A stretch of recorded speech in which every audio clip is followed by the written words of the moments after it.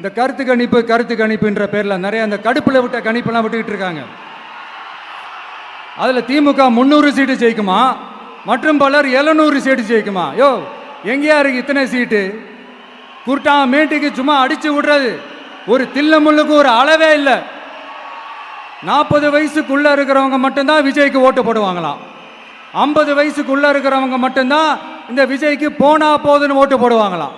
இந்த 40 வயசுக்குள்ள இருக்கிறாங்களா இந்த ஓட்டர்ஸ், அவங்களாம் ரொம்ப கம்மியா.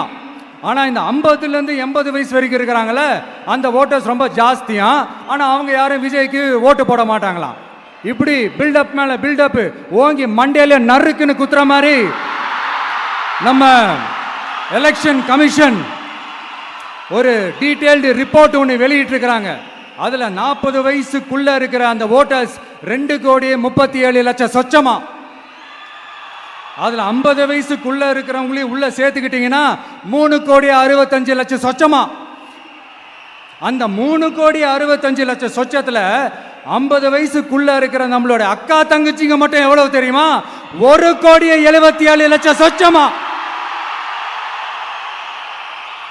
எங்கடா போனீங்க கடுப்புல விட்ட கணிப்பாளர்களே? எங்க போனீங்க? சும்மா டர்னா டர்ரு தான்.